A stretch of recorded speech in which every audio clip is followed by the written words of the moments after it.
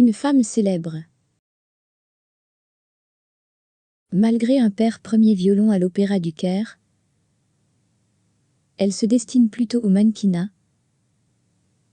et remporte en 1954 le titre de Miss Égypte. C'est une véritable victoire sur son strabisme qui la complexe. La jeune femme tourne d'abord quelques films au Caire, mais rêve surtout de Paris.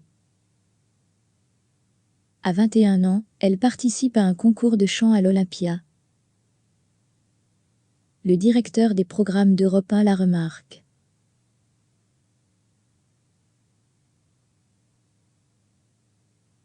Il matraque son single toutes les heures à la radio.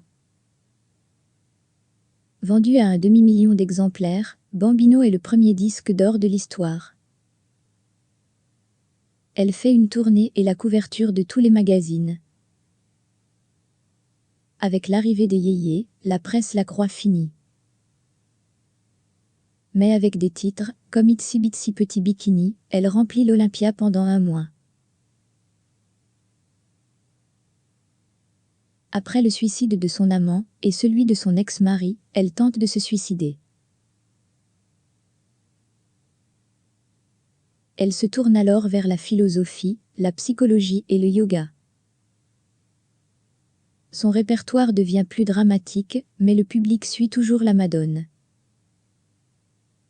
En 1973, elle continue la chanson populaire, avec Alain Delon et le titre « Des paroles », ou encore avec Gigi Lamoroso, son plus grand succès. Devenue blonde et sexy, elle importe le disco en France et crée le fameux morceau Raï Salma Ya Salama. Elle offre à ses fans du monde entier des shows dignes de Broadway. Pourtant, malgré le succès et les paillettes, c'est une femme au cœur brisé et seule. Le suicide d'un autre ex-amant en 1983 la fragilise un peu plus.